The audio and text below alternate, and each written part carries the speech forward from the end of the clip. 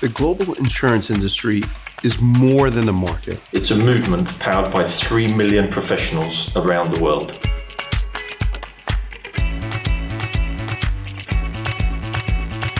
Together, we support communities as they rebuild after disaster. Help businesses through risk and uncertainty. Protect individuals as they plan for brighter futures. This impact isn't possible without people. That's why we attract, grow, and retain the very best talent. Because when every voice is heard, When every person feels they belong. We don't just build careers. We build a better tomorrow. Belonging builds tomorrow. Belonging builds tomorrow. Belonging builds tomorrow. Belonging builds tomorrow. Belonging builds Belonging builds tomorrow. Belonging builds tomorrow.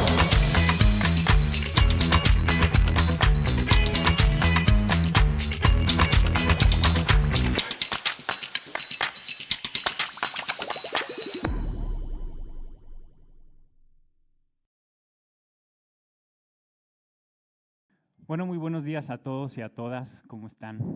Bienvenidos a Dive In 2025. Este es nuestro primer panel que se llama Cuando la mente pesa, el desafío invisible de los trastornos afectivos. Vamos a entender un poquito más acerca de la salud mental, cómo nos afecta como personas y también como profesionales, y para eso tenemos a dos grandes invitados, ¿no?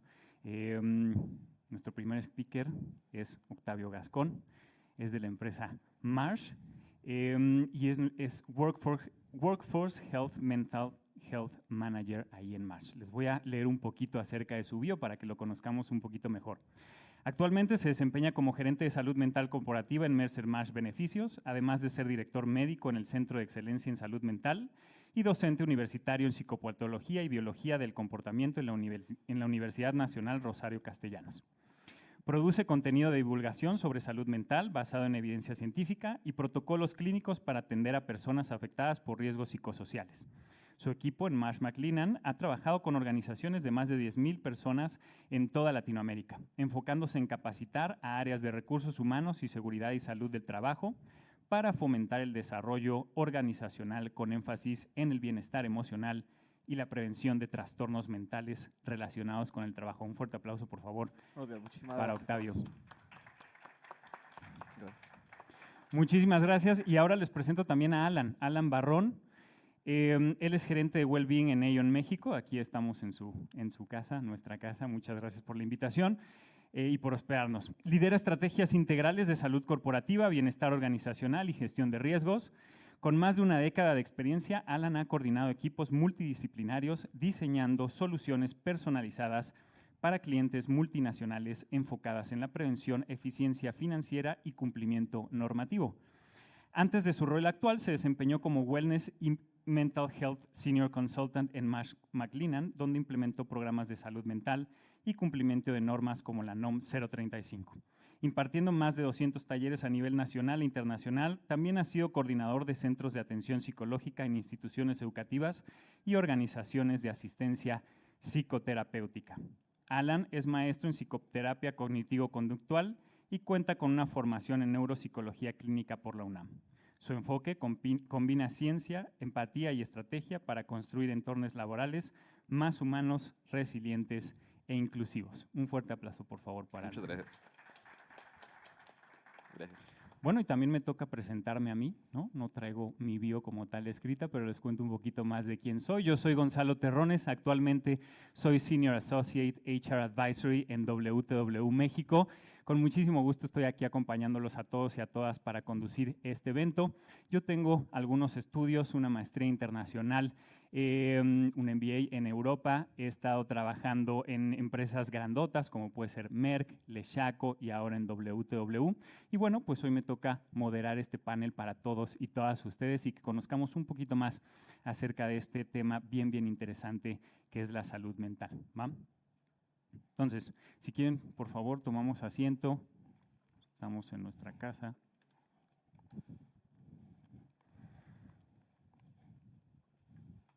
Bueno, yo quisiera empezar este panel con una pregunta para todos y todas ustedes que están aquí presencialmente y también allá quien nos está viendo de manera virtual.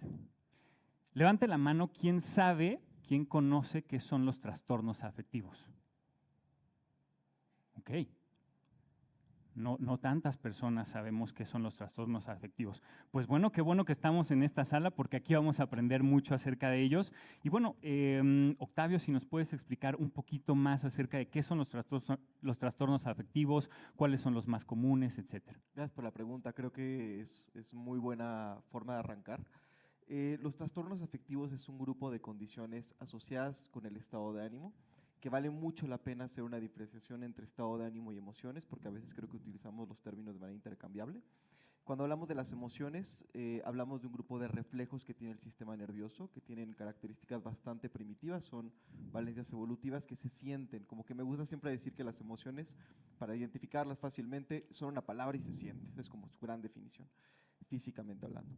Mientras que el estado de ánimo es algo así como un clima mental, si volteamos por la ventana se ve ahorita pues un poquito así como nubladillo, ¿no? Entonces hay días que nos levantamos y quizás el clima mental, que es una definición un tanto subjetiva, pues se encuentra más nublado que otros, ¿no? Cuando este clima mental disminuye es lo que llamamos depresión, cuando incrementa es lo que llamamos euforia, donde lo que buscamos justamente es que este estado de ánimo se mantenga estable, digamos, en una especie como de línea temporal. Ahora, los trastornos del estado de ánimo justamente hacen referencia a ese clima mental más que a las emociones propiamente. Entonces, hay una clasificación relativamente extensa para todo esto, donde tenemos especificadores, pero probablemente los más comunes que vale la pena platicar son los trastornos depresivos, el estado depresivo mayor, el trastorno bipolar, que tiene subclasificaciones, la ciclotimia, donde estos cambios en el estado de ánimo se dan con muchísimo más frecuencia o, digamos, velocidad que en el trastorno bipolar base. También tenemos, por ejemplo, el trastorno afectivo estacional, donde hay una disminución de este estado de ánimo relacionado con las estaciones del año, cosa que hoy por hoy es difícil de pensar porque las estaciones del año me parece que son mera teoría ya, pero definitivamente estos trastornos del estado de ánimo hacen referencia básicamente a esos cambios, ya sea hacia arriba, hacia estados eufóricos, y hacia abajo cuando hablamos, por ejemplo, de temas depresivos. Perfecto, muchísimas gracias. Creo que con esto nos queda un poquito más claro de qué vamos a tratar esta plática, ¿no? Y tenemos preparada una dinámica bien interesante para hacerlo también de manera diferente. Queremos abordar este tema de una manera más lúdica, más dinámica. Y vamos a leer un par de lo que pueden ser mitos o realidades. Son frases comúnmente que nosotros podemos decirnos incluso a nosotros mismos o a nosotras mismas y que muchas veces pues no sabemos, ¿no?, si verdaderamente son ciertas o si no, si simplemente son un producto de nuestra imaginación. A todo el público aquí presente les pido que participen también con nosotros. Si ustedes piensan que la frase que vamos a decir es una realidad, nos ponen un pulgar hacia arriba, ¿no? Realidad. Y si ustedes piensan que no, que al contrario, la frase que estoy leyendo es un mito, pues nos ponen manita para abajo.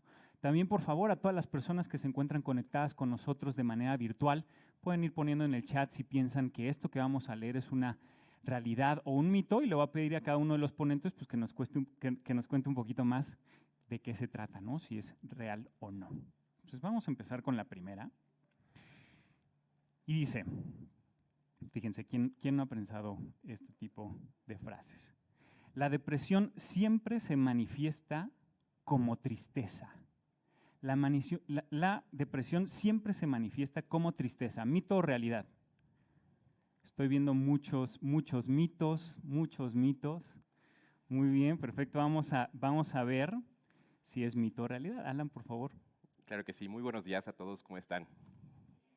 Me da muchísimo gusto saludarles y bueno, creo que es un tema que se escucha día a día. Creo que podemos platicar en una conversación casual, tal vez con amigos, incluso con nuestros equipos de trabajo, tal vez con personas que simplemente no conocemos. Muchas veces nos presentamos. ¿Cómo estamos? Bien, pero realmente en esta expresión hay un contexto muy complejo, ¿no? Donde estamos hablando de emociones, estamos hablando de un estado de pensamiento, estamos hablando de una conducta también. Entonces, es importante destacar que parte de la depresión no puede simplificarse a una emoción como la tristeza. Si bien es algo que pues particularmente se asocia, normalmente vemos que una persona con depresión está triste, sí, claro, es uno de los síntomas, pero es uno de los grandes síntomas, por ejemplo, a nivel de psicoterapia, a nivel de psiquiatría, se utilizan diversos manuales de clasificación donde nos dan criterios de diagnóstico, y uno de los que principalmente están es que la persona como tal tenga un estado de ánimo o una emoción preponderante que sea la tristeza, pero también nos menciona que puede haber apatía, abulia, que es esta incapacidad, por ejemplo, de que la persona pueda realizar actividades que sean placenteras, que incluso la persona tenga problemas a nivel físico, es decir, insomnio o hipersomnia. Muchas personas que hemos estado en alguna de estas fases, de repente estamos tumbados en la cama, ¿no les ha pasado? O de repente ya muy cansados podemos sentirnos, pero en la noche estamos como tecolotes, ¿no? Así totalmente vigilantes. Entonces, es muy importante destacar que la depresión sí está asociada con el estado de ánimo, con la emoción como la tristeza, pero es algo complejo. De nuevo, vamos a tomar en cuenta que la persona necesita tener cambios drásticos en su vida, donde esta tristeza o estos síntomas estén persistentes a lo largo de un tiempo, por lo menos 2 semanas, donde llega a afectar completamente su estado y de calidad de vida. Es decir, que tenga afectaciones en el trabajo, que tenga afectaciones con su familia, con relaciones interpersonales. Entonces, destacar que sí, prácticamente lo que estamos hablando o esta pregunta se refiere a un mito, pero vamos a identificar que es parte importante del diagnóstico. Entonces, sabemos que al día de hoy, cuando estamos conversando con una persona y que tiene este estado de ánimo, también puede llegar a confundirse con algunos otros trastornos, por ejemplo, con algunas otras afecciones, que también estaremos platicando de ello. Perfecto, muchísimas gracias. Esta parte de la abulia, abulia, muy interesante, no conocía yo el término, me lo llevo también como aprendizaje. Perfecto, entonces nos movemos hacia el segundo mito o realidad. Y este está complejo porque viene con una pregunta de seguimiento. ¿La depresión puede presentarse de manera independiente a la ansiedad? ¿Mito o realidad? Por allá atrás tenemos realidad, ¿no? Otra vez, ¿la depresión puede presentarse de manera independiente a la ansiedad? Acuérdense que no hay respuestas buenas ni malas. Estamos en un foro. Justo, muy bien, muchas gracias por su participación. A las personas por allá en el chat, si nos están poniendo también mito o realidad, vamos a descubrirlo juntos. Octavio, adelante. Qué buena pregunta.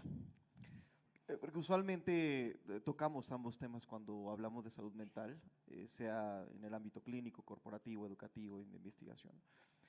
Aunque estadísticamente en realidad es raro que encontremos en los consultorios personas que acuden únicamente con depresión o únicamente con ansiedad.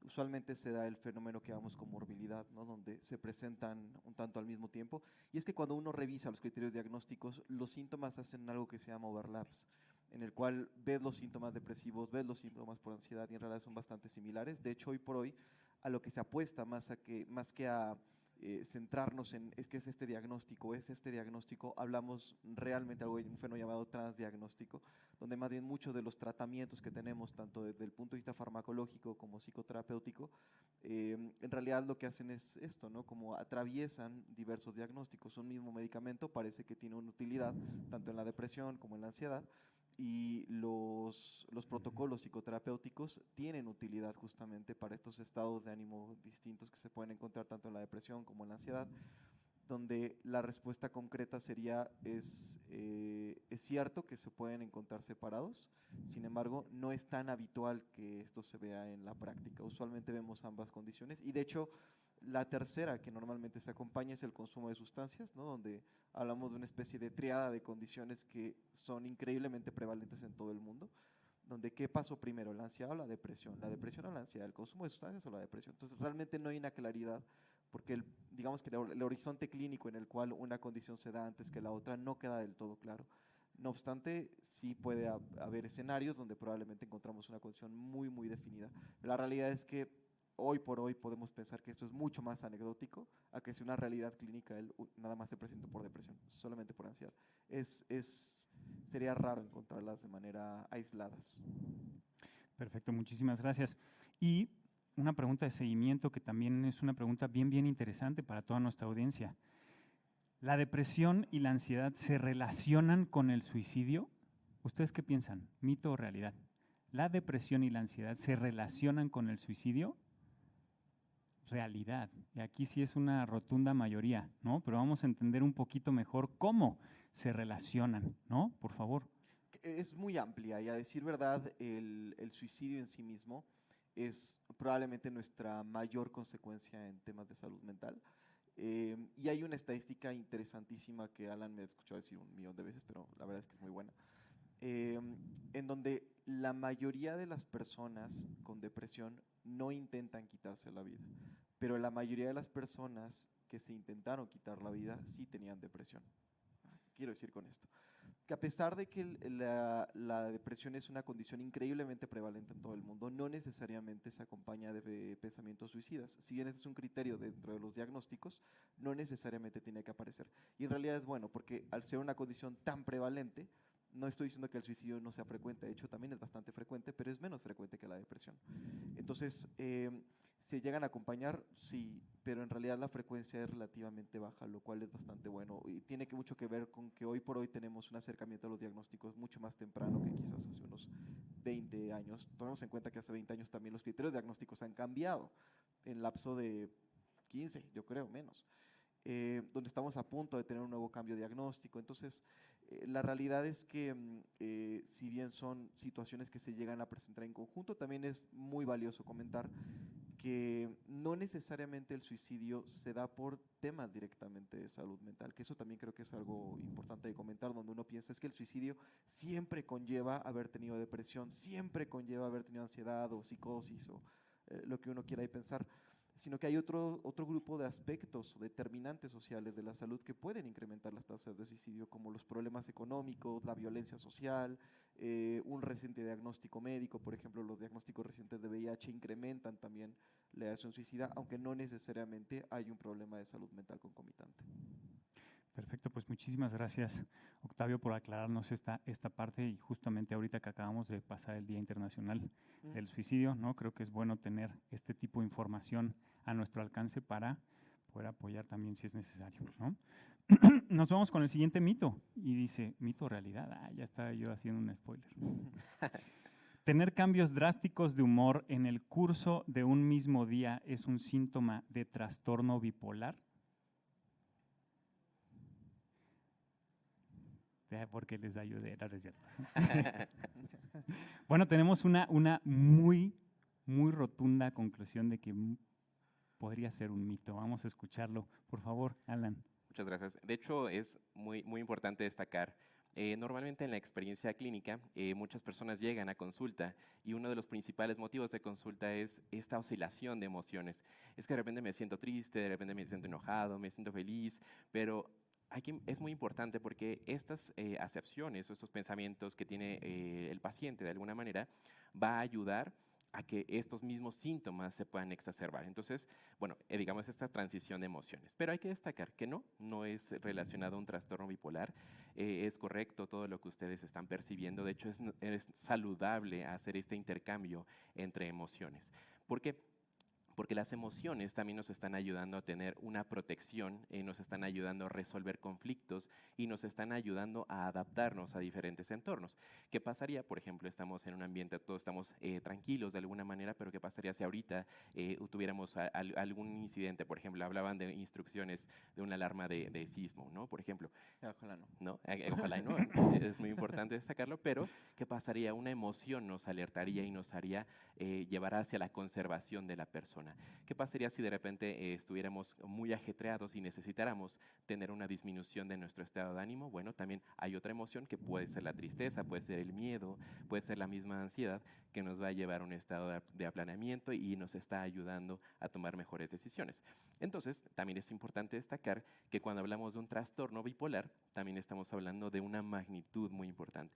En el siglo XIX, por ejemplo, siglo XX, el trastorno bipolar se llamaba el trastorno maníaco depresivo. Entonces había una transición hacia la parte maníaca y hacia la parte depresiva. Al día de hoy lo conocemos así, pero tiene que ver mucho con la intensidad de la emoción. Yo siempre les digo, podemos estar felices, pero si estamos felices como el Guasón, bueno, ya podemos estar hablando de alguna otra condición, ¿no? Muy compleja, ¿no? Entonces, al día de hoy conocemos como un mito esta pregunta. Perfecto, pues muchísimas gracias. Otra vez, información bien valiosa, sobre todo en este tema, ¿no? Creo que la parte emocional, la parte de salud mental siempre nos cuesta un poquito, al menos a mí, ¿no? El poder entenderla, en poder quitarme ciertos tabús que tengo, y al menos en esta plática he descubierto muchas cosas que me pueden ayudar a futuro, ¿no? Y por último tenemos... Por último, ¿no? Nos quedan 2. Okay. El cuarto mito o realidad nos dice, ¿los trastornos afectivos pueden tener un origen familiar? ¿Los trastornos afectivos pueden tener un origen familiar? Veo muchas manitas para arriba, lo que nos indicaría que es una realidad. Pues adelante, Octavio, te escuchamos. Yo creo que la respuesta es sí y no. Entonces es bastante poco intuitivo lo que acabo de decir. Sí, como que más o menos así. ¿Qué pasa? La mayoría de los estudios que utilizan a la genética para hacer justo correlaciones, porque ojo, correlación y causalidad son cosas diferentes, pueden tener, pues hay como áreas de oportunidad, como decimos en las empresas no metodológicas. ¿Y a qué me refiero? Hay estudios genéticos que tratan de correlacionar posturas políticas con hallazgos de genes X, Y, Z, W, y me refiero a la gran posibilidad de genes que tenemos. Entonces, muchas veces estas correlaciones no necesariamente hacen justicia a tratar de entender el fenómeno complejo conductual de la depresión, la ansiedad, etcétera, donde hoy por hoy más bien entendemos esto desde un panorama de las ciencias contextuales, es decir, tratar de entender a los individuos en un grupo de factores ambientales que están íntimamente relacionados, donde probablemente el asunto más que genético es epigenético, que implica cómo es que el medio ambiente modifica la expresión de ciertos genes. Si bien es cierto que existe el fenómeno de la vulnerabilidad biológica, es decir, derivado de algunos aspectos familiares, es mucho más probable que ciertas condiciones aparezcan. Esto no está dado propiamente por un gen de la depresión o un gen de la ansiedad, porque imagínate, ¿quién diría que existe un gen de la izquierda o la derecha política, ¿no? Sin embargo, esto es una realidad dentro de algunos estudios científicos que en ocasiones vemos, donde se asegura que existe una carga genética determinada para ciertos comportamientos, como pueden ser estos aspectos políticos, que bueno, ya luego hablamos de que si el ser humano es un animal político o no. Pero ciertamente sabemos que más bien los entornos familiares adversos como la violencia, como la falta de oportunidades, hace rato que hablábamos de estos factores económicos, indudablemente están relacionados. Entonces, hay algo así como una transmisión, no porque las condiciones de salud mental no son enfermedades que se transmitan en sí mismas, no, ni siquiera estoy seguro de que las podemos entender como enfermedades todavía. Entonces, quizás las podemos entender como que hay una alta influencia determinada por los factores educativos relacionados con la familia, pero no me aventuraría a decir que sí, hay un gen que se transmite. Incluso cuando uno piensa, y hace poco que iba a la barbería y me hacían el comentario, ¿no? De, oye, pero ¿cuál sería la diferencia entre quizás una enfermedad que te transmitió tu mamá o tu papá como la esquizofrenia y la depresión? Y dice, absolutamente ninguna, porque hoy por hoy sabemos que ambas condiciones están íntimamente asociadas con el entorno. De hecho, hay más de un metaanálisis que arroja la alta prevalencia de temas de abuso y negligencia infantil relacionadas con los brotes psicóticos. Entonces, alguna vez Alan me compartió un muy buen libro, El asesino del alma, donde justamente se toca mucho cómo algunos de los delirios que experimenta un paciente estaban íntimamente relacionados con una forma de crianza muy particular. Entonces, diría que al final lo más importante es entenderlo esto en un plano contextual, en donde son muchos factores determinados. Perfecto, muchísimas gracias.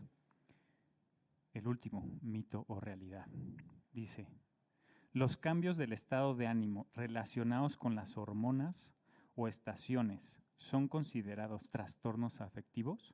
Lo voy a repetir. Los cambios del estado de ánimo relacionados con las hormonas o estaciones son considerados trastornos afectivos. Veo mito. Veo a alguien dudando ahí, realidad, mito, está un poquito más complicada. Veo a alguien así, completamente realidad, completamente realidad. Pues Alan, por favor, dinos. Les voy a platicar una anécdota muy breve de mi parte. Hace unos años estuve en Canadá y me llama mucho la atención que así como aquí tenemos un pasillo completo de cereales, tenemos un pasillo completo de vitaminas, ¿no?, para la población canadiense. Yo decía, bueno, pues ¿a qué se debe tal vez esto? Bueno, tal vez, no sé, las indicaciones médicas, muchas cosas. Pero posteriormente, ya platicando con personas, es muy frecuente que en ambientes como que se pueden encontrar mucho más al norte de nuestro planeta, puedan llegar a encontrar estas afecciones a nivel de trastorno afectivo estacional, que está muy relacionado hacia la época otoñal o la época invernal. Y hay muchos estudios que nos indican que está muy relacionado a la falta o la ausencia de vitamina D. Entonces, básicamente, estamos asociados a que, bueno, ante la baja exposición a nivel solar, más el consumo o la fijación que tenemos por parte de los alimentos es presente. Sin embargo, también es pertinente mencionar que uno de los principales, bueno, cuando llegamos a tener en consulta, muchas personas, principalmente mujeres, llegan a tener consultas sobre su estado emocional. Muchas veces cuando se hace una historia clínica, una evaluación de seguimiento con otros especialistas, muchas de ellas pueden llegar a presentar hipotiroidismo. Y el hipotiroidismo, no sé si alguna persona de aquí haya experimentado eso o que conviva con alguna persona, pueden llegar a sentir que estos síntomas se pueden parecer muchísimo a la depresión, ¿no? Entonces, por ejemplo, que estamos aletargados, que estamos con un estado de ánimo bajo de alguna manera, nos sentimos muy cansados, nos cuesta trabajo enfocarnos hacia alguna actividad. Entonces, parte de la exploración clínica y parte del trabajo interdisciplinario es hacer la identificación pertinente, tener un diagnóstico si es clínico en este caso, y bueno, si puede llegar a asociarse también hacia factores hormonales. Es cierto también que una persona con hipotiroidismo puede llegar a desarrollar algún trastorno afectivo cuando estos síntomas son persistentes, pero también va una correlación hacia el estado hormonal. Bueno, y también algunas afecciones, ¿no?, hacia cualquier género, realmente es importante destacarlas, que más allá de un sobrediagnóstico, necesitamos tener una intervención directamente por un grupo de especialistas para una correcta intervención y que podamos tener el mejor tratamiento. Perfecto, muchísimas gracias.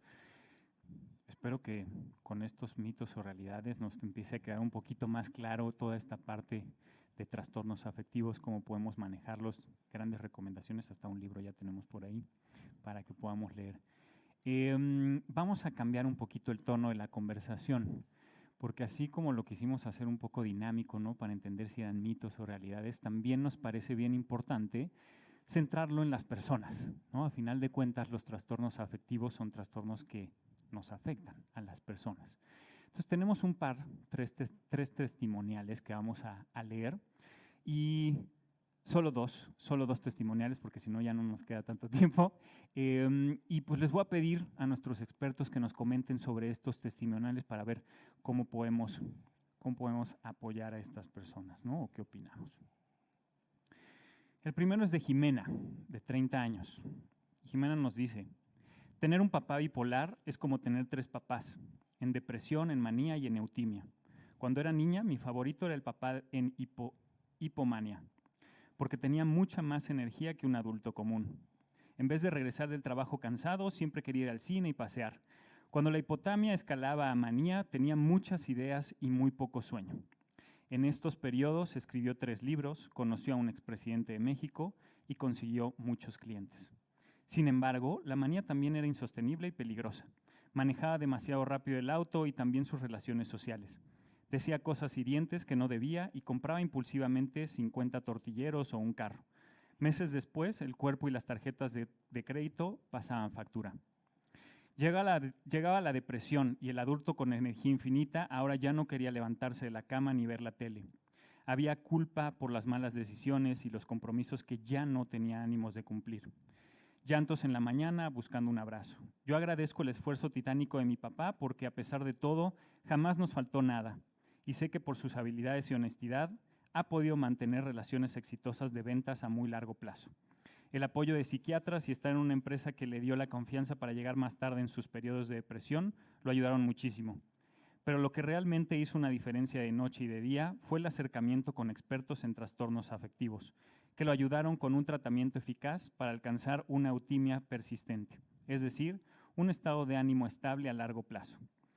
Creo que todavía está muy estigmatizado acudir con un psiquiatra y por eso no se da a conocer que existen especialistas en trastornos afectivos que pueden ser muy eficaces en casos difíciles. Muchas gracias, Jimena, por compartirnos esta historia. Adelante, ¿quién quisiera comentar? Aquí es muy importante destacar, creo que parte de lo que comentábamos sobre la parte de bipolaridad, vemos esa exacerbación de las emociones. Hay que encontrar una parte importante en los tratamientos para que el paciente, primero que nada, pueda identificar estos síntomas, pero que la primera condición de tratamiento sea la reducción de esta sintomatología. Parte de la reducción de la sintomatología va a generar mucho mayor estabilidad en los pacientes y posteriormente cada uno de ellos, dependiendo de las actividades que lleven el día a día, bueno, puede ir anclándose y puede ir desarrollando mucho más habilidades para hacer la identificación de estos episodios o de estos periodos y que pueda ir acompañado también de su familia. Es muy importante las redes de apoyo a nivel formal. Las redes de apoyo a nivel formal, bueno, están encabezadas principalmente por nuestros especialistas, los psicólogos, psicoterapeutas, los médicos, los psiquiatras, etcétera. Pero también las informales, vamos a ponerlo entre comillas, es parte de nuestra familia, que es la que principalmente estamos cercanos. Entonces, es importante también que parte de la sintomatología, parte de la atención a nivel terapéutico es encadenar a esta persona y anclarla hacia los eventos de su vida que mayor trascendencia tengan. Entonces, es muy importante destacarlo. Sí, justo, y yo complementaría y creo que cierra la pinza la parte de entender cómo es que también tenemos que intervenir a las familias. Finalmente, no solamente llama mucho la atención de las personas alrededor, de los familiares, por supuesto los empleadores, sino que necesitamos acabar de entender que la recuperación de un fenómeno de estos pues no es un proceso lineal, porque ni siquiera la recuperación de la gripe es un proceso lineal. Entonces probablemente vamos a requerir tratamiento durante un tiempo para ir modulando la dosis, pero indudablemente la psicoterapia es lo que previene precisamente que el estrés incremente estos cambios precisamente con el estado de ánimo, porque si algo incrementa la probabilidad de desarrollar un periodo maníaco es precisamente el estrés. Perfecto, muchísimas gracias. Vamos con el siguiente testimonio, si les parece bien. Este es de Marco. Y él nos platica: en un periodo de mucho estrés laboral, empecé a experimentar síntomas de depresión, tristeza persistente, pérdida de interés por todo y un cansancio terrible que no mejoraba durmiendo más. Me acuerdo que dormía más de 12 horas diarias sin mejora. Tuve que tomar varios medicamentos para dormir. Una plática con una amiga cercana del trabajo me dejó ver lo importante que es buscar ayuda, así que me acerqué a recursos humanos y a los programas de apoyo que la empresa ofrecía. Sin embargo, sentí que no recibí la atención o el apoyo que necesitaba. Quedaron en enviarme el número, pero tardé muchísimo en recibirlo. Las conversaciones fueron superficiales y no se tomaron medidas concretas para reducir mi carga de trabajo o brindarme un acompañamiento efectivo por parte de mi jefe. Cuando llamé a la línea de apoyo, me atendió una persona de otro país. Fue difícil entendernos. A medida que pasaba el tiempo, mi situación empeoró. La ansiedad aumentó, mi rendimiento cayó y me sentí cada vez más aislado. La falta de apoyo real y la dificultad para comunicarme abiertamente con mi equipo hicieron que la situación se volviera más difícil de manejar. A pesar de que intenté buscar ayuda externa, la experiencia en la empresa me dejó una sensación de frustración y desamparo. Finalmente, con mucho esfuerzo, logré acudir a un profesional externo y comenzar un proceso de recuperación. Sin embargo, esa experiencia me enseñó que, en ocasiones, las organizaciones aún tienen un camino por recorrer en la implementación de apoyos efectivos para la salud mental. Espero que, en el futuro, la cultura de apoyo sea más sólida y que los empleados puedan sentirse realmente acompañados en momentos difíciles. ¿Quién quiere empezar? Wow, qué tema. Prometo ser muy breve. Sí, adelante. Hace no mucho publicábamos del lado de Marsh un estudio regional de prácticas de salud mental, donde encontramos que solamente el 14% de las organizaciones de toda la región que estuvo en el estudio contaban con medidas y protocolos completos para la atención del burnout, donde la mayoría lo que hacían para difundir la salud mental, tratar la salud mental de sus empleados era material de comunicación, solamente eso. Entonces, evidentemente tenemos que seguir sensibilizando, pero necesitamos contar con protocolos internos para poder atender esto. De otro modo, pues yo les invito a todos aquí a cuestionarnos. En este instante, ¿quién puede decir el número de la atención de apoyo al empleado si es que cuentan con uno? Diría que la mayoría no nos lo sabemos, pero ¿cuántos no nos sabemos el número de emergencias de la Ciudad de México?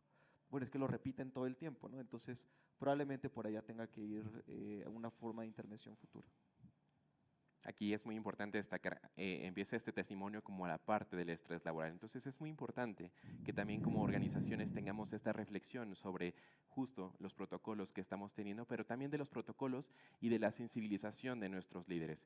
Es muy importante que cuando tenemos un líder bien preparado para poder identificar estas atenciones, no confundamos que el líder va a darnos atención o que nos va a dar, que va a ser nuestro psicoterapeuta, sino que más bien es la persona que muchas veces nos acercamos, estamos trabajando directamente con ellos y podemos estar expresando esta sintomatología. Ellos también nos pueden ayudar a hacer esta identificación. Y, por ejemplo, estos programas de apoyo al empleado, bueno, con que nos puedan, a lo mejor no contamos con esta herramienta aquí en el bolsillo, pero que alguna persona que pueda identificar nos pueda proporcionar y nos pueda dirigir hacia esto, es muy importante.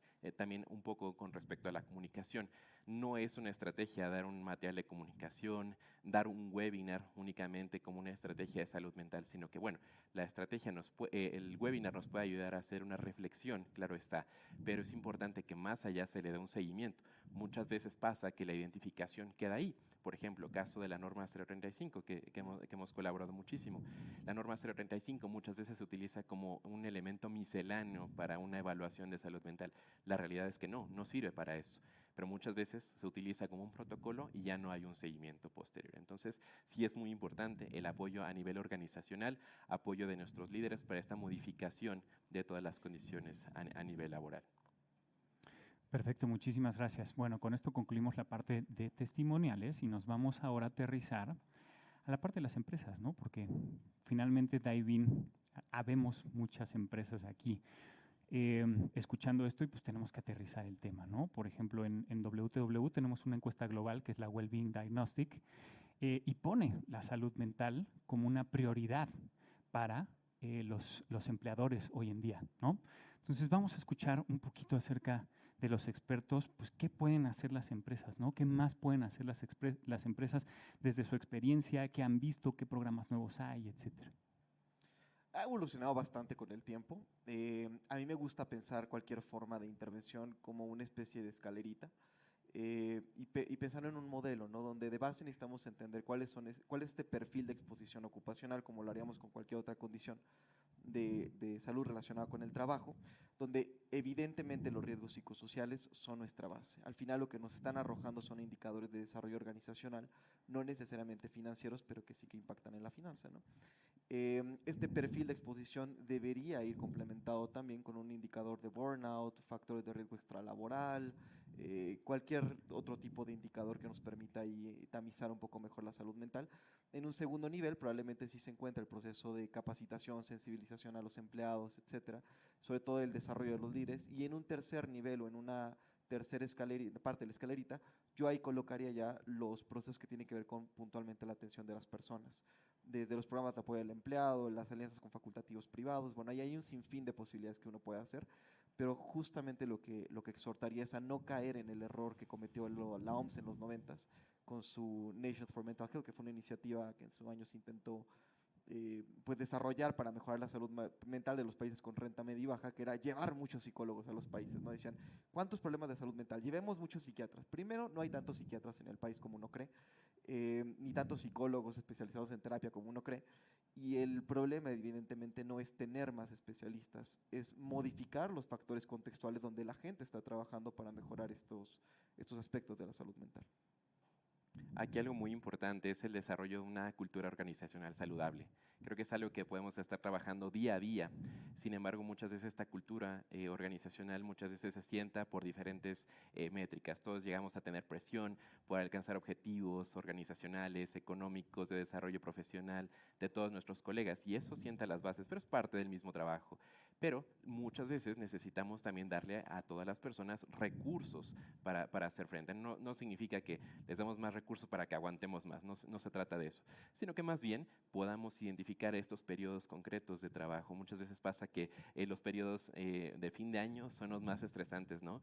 Y es donde menos vacaciones podemos llegar a tener, menos días de well-being, si es que los llegamos a tener, o algún periodo para cuidarnos a nosotros, pero es cuando más deben de desarrollarse, cuando más deben deben de estar presentes porque necesitamos a las personas que estén con un descanso adecuado, tengan plenitud a nivel emocional y mental para también hacer un buen desarrollo de su ejercicio laboral. Entonces, es muy importante, es algo, tenemos muy poco tiempo para hacer esta discusión, pero realmente es algo importante, tener recursos dentro de las empresas, pero que se vayan desarrollando y que vayan evolucionando con la misma población. Perfecto. Voy a jugar un poquito al abogado del diablo con una última pregunta, que es, ¿nos podrían platicar la parte de flexibilidad laboral? ¿Cómo está afectando? Y ahorita que es un tema que causa mucha intriga. Uy, mira, yo creo que evidentemente es todo un tema esto de ser flexibles o no flexibles laboralmente, donde creo que algo muy importante que las organizaciones tienen que socorrer actualmente es a utilizar lo que tenemos por parte de la evidencia científica para poder cimentar mejor las políticas, planes, lo que sea que uno pretende implementar para mejorar la salud mental de las personas, utilizando lo que hoy sabemos de las ciencias conductuales. Hace un momento Alan, por ejemplo, platicaba acerca de las metas, que de repente las áreas de, por ejemplo, ventas llegan a ser metas bastante rudas, donde, bueno, evidentemente a veces incluso el diseño mismo de los sistemas de recompensa organizacional parece que no están recompensando conductas puntuales. A veces podemos estar sin querer reforzando comportamientos hasta antiéticos, ¿no?, con tal de llegar al número, donde es muy importante que entendamos qué dicen las ciencias contextuales y conductuales actualmente hacia las organizaciones, donde entendamos a la psicología, particularmente a la basada en evidencia, no únicamente como una herramienta de utilidad clínica, ¿no?, o educativa, ¿no?, o de la neurociencia, sino cómo utilizamos todo este bagaje científico en las organizaciones, porque creo que México adolece bastante de esto, donde antes de pensar en, ok, quiero tener flexibilidad o no quiero tener flexibilidad, ¿qué dice la evidencia científica acerca de esto, de cómo implementarlo, antes de decir lo quiero hacer o no lo quiero hacer? Porque mira la tendencia de X consultor, creo que aquí es primero cuestionarnos, independientemente del consultor que me está hablando, qué dice la evidencia científica acerca de esto y cómo se implementa adecuadamente, ¿no? Cuestionarnos desde ahí primero. Sí, aquí también es muy importante destacar la madurez que las organizaciones pueden llegar a tener con respecto a estas decisiones. Muchas veces las decisiones parecieran a la percepción totalmente del empleado que son arbitrarias, son unilaterales, donde no se toma en cuenta el bienestar. Justamente pues nos encontramos en un área de bienestar cada uno dentro de sus organizaciones, donde escuchamos o tenemos la voz del empleado, ¿no? La voz del empleado está ahí presente, la escuchamos día a día. Entonces, no nada más estos estudios internos no nada más nos deben de servir para, bueno, tener una métrica y, bueno, ya cumplimos con esto, sino que más bien utilicemos esto como una apertura a la conversación, generar muchísimas más sensibilidad hacia las personas, pero yo creo que ya estamos más que en el punto de la sensibilidad, en la acción, ¿no? Ya estamos en el punto, ya conocemos, tuvimos un descubrimiento muy importante, hay mucha evidencia, como esta cifra que se utiliza prácticamente en todos nuestros webinars, del 75% de la población en México se encuentra quemada o con burnout, ¿no? Entonces, ¿qué vamos a hacer con esa cifra? Vamos a dejar que aumente. ¿El objetivo cuál es? Nada más conocer la cifra, disminuirla. Entonces hay que generar una reflexión importante para que dentro de las políticas a nivel organizacional y las decisiones, sobre todo, de cómo las transmitimos hacia los colegas, cómo sean efectivas. Perfecto, muchísimas gracias. Con esto estamos cerrando nuestro panel. Muchísimas gracias a los dos expertos en la materia. Y pues tenemos 5 minutitos más para ver si el público tiene alguna pregunta que les quiera hacer a nuestros expertos. Igual allá de manera virtual, si quieren hacer alguna pregunta, pueden escribirla en el chat. Adelante, el foro es todo suyo.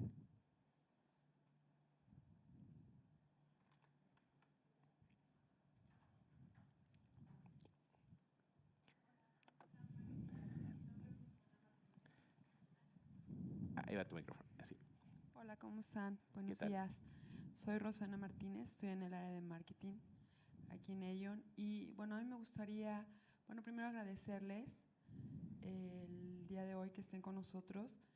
Y es bien importante conocer toda esta información, pero me gustaría mucho saber que nos dieran algún tip para mejorar, ¿no?, ese día a día. ¿Qué podríamos hacer? Algo sencillo que podríamos llevar a nuestra vida cotidiana. Muchísimas gracias por la pregunta. Evidentemente, cualquier forma de intervención desde el punto de vista organizacional, y ahorita igual y tomo un individual, tenga que ver con estrategia, digamos, un tanto más longitudinal. Lo primero que yo haría sería pensar qué actividades podemos hacer en la organización que tengan mucho impacto y que financieramente sean estables. Y probablemente la más sencilla son las famosas pausas activas. Y por pausa activa entender que cada persona puede tener diferentes formas de hacer esto. Donde lo que a veces veo es que llega gente y vamos a hacer una pausa activa, levántense, bailemos la Macarena, y habrá gente que diga, yo no quiero hacer eso. Entonces, la pausa activa definitivamente tiene que ser personalizable, donde cualquier forma de reforzador que permita mantener el estado de ánimo es algo bastante individual. Entonces, diría que primero organizacionalmente entender que hay una individualidad muy grande que tenemos que empezar a trabajar. Y desde lo individual, diría que para mantener un buen estado de ánimo, tener un contacto mucho mayor con estas cosas que son relevantes para ti. Evidentemente, poder decirte, come frutas y verduras y haz ejercicio, pueda sonar como bastante bien. Sin embargo, creo que aquí lo importante es que identifiquemos qué es relevante para ti, para que lo puedas hacer muchísimo más frecuente. Como puede ser, por ejemplo, si es relevante conocimiento, probablemente sí, si estás inscrita a 5 cursos al mismo tiempo, porque para ti es importante conocimiento y te hace sentir bien, probablemente hacer esto con mucho mayor frecuencia, ¿no? Pero definitivamente las actividades que son reforzadoras tienen carácter bastante individual. Sí, esto es muy importante también. Por ejemplo, las actividades con que iniciamos el día. Muchas veces iniciamos en el día con el rush, ¿no? De llegar. De hecho, hay una condición por ahí muy interesante de platicar, que es el road rage, ¿no? Esta rabia por estar manejando. De repente nos despersonalizamos, ¿sí? Nos llega a pasar. Estamos en el tráfico, estamos en el transporte, bueno, el medio que utilicemos de comunicación. Muchas veces desde la gestión de esto y hablando un poco de la flexibilidad del mismo trabajo, pues está sentando las bases para iniciar el día de una manera compleja, ¿no? Una manera un poco ruda, llegamos con este desgaste complejo y luego estamos en un ambiente donde tenemos que tomar decisiones precisas, efectivas, de alto valor, que dejen un revenue importante, dependiendo de la línea donde nos encontremos. Entonces, sí es importante, reforzando mucho lo que menciona Octavio, donde las actividades que propiamente nos generen un reforzador y que sean valiosas para nosotros, no dejarlas de lado. De hecho, es donde más debemos de alojarnos para cargar un poquito la pila, para que esta pila, bueno, sea conservada, sea desarrollada y que vayamos ampliándola. Sí es importante las actividades laborales, evidentemente, muchos diseñamos nuestro día a día conforme al trabajo, ¿no? De repente, voy a trabajar de tal hora y a partir de estas actividades, a partir del final, vamos a hacer esto y esto, ¿no? Entonces, sí hay que dejar un gran espacio para poder realizar actividades que nos nutran, ya sean actividades físicas, culturales, deportivas, lo que sea de importancia o de alto valor para ustedes. No dejarlas de lado, porque una vez que las dejamos de lado, este hábito se va a seguir reforzando y va a ser difícil que la persona pueda restablecer esta rutina. Excelente. ¿Alguna otra pregunta? Sí, mira, por allá. Bueno, hola, yo soy Ana Karen y mi pregunta es un poco, creo que ahorita tocaban un tema esencial y es la parte de personalización de los beneficios de la flexibilidad. Y creo que cuando llega la parte operativa, muchas veces desde la parte de los empleadores o las empresas, nos encontramos con el reto de los números, ¿no? O sea, tenemos una gran cantidad de colegas donde cada persona tiene estas necesidades súper personales para poder mantener este balance como de salud mental y poder desempeñarse en su mejor versión, vaya. Eso, por supuesto, conlleva, como les adelantaba, estos retos operativos. ¿Qué tipo de consejo podrían tener sobre cómo abordar esos retos ya a nivel implementación, ¿no? O sea, creo que a nivel política, tener esos protocolos generales y demás, funciona bien hasta cierto punto. Ya de repente te encuentras con las necesidades súper particulares de números significativos de colegas. Entonces, ¿qué podrían sugerir con respecto a eso? Qué buena pregunta. Bueno, muchas lo son, en efecto. Mira, los factores de riesgo psicosocial intralaborales, digamos que son mitigados a través de mejorar las condiciones de trabajo, mientras que los beneficios son mejor abordados a través de los factores de riesgo extralaborales, como puede ser justo el tiempo de desplazamiento a la oficina, la economía del grupo familiar, las relaciones familiares, todo esto son factores extralaborales. Diversidad e inclusión, por ejemplo, es propiamente un riesgo psicosocial extralaboral. Entonces, aquí algo muy importante es que tengamos una data con bastante más, ¿cómo plantearlo? Solidez, sobre todo en los constructos que estamos explorando en nuestras poblaciones para poder hacer estas buenas inferencias estadísticas y que podamos llegar a la conclusión de qué sería lo más personalizable para esta población. Una vez que uno tiene los datos, probablemente pues tratar de relacionarnos un poquito más ahí con la ciencia de datos actual, puede ayudar a decir, bueno, la personalización puede tener realmente este abanico de posibilidades. Existen pruebas estadísticas como por ejemplo las pruebas de la similitud de vecinos, se llaman así las estadísticas, que nos permite ver de un cúmulo de información realmente cuál tiene una relación entre sí. Entonces yo los invitaría, por ejemplo, de una instancia a que todos los datos que tengan intenten hacer correlaciones estadísticas con aparatos estadísticamente útiles. Que de repente hemos hecho mucha relación lineal de que suele la norma 35 para acá, de bueno, salimos así en liderazgo, hagamos algo por el liderazgo, donde más bien tenemos que correlacionar, oye, salimos así en liderazgo, pero ¿qué en otra variable, con otro instrumento, por ejemplo, las encuestas de clima, qué relación tiene? Entonces, correr pruebas estadísticas para poder identificar realmente dónde se encuentran las principales problemáticas y personalizarlo un poco más desde allá, desde la ciencia de datos detrás de lo que tenemos. Aquí es muy importante, mucho va muy relacionado para allá, la ciencia de datos. Tenemos la data de los empleados, año con año tenemos data, pero parece que se está almacenando únicamente, queda como estadística descriptiva. Mira, tenemos tantos colaboradores con esta cantidad de problemas y ya, queda como estadística descriptiva.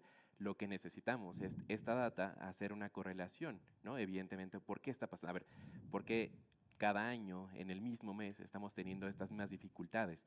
Las personas pueden ir rotando, pueden irse modificando, pero organizacionalmente, ¿por qué se siguen presentando?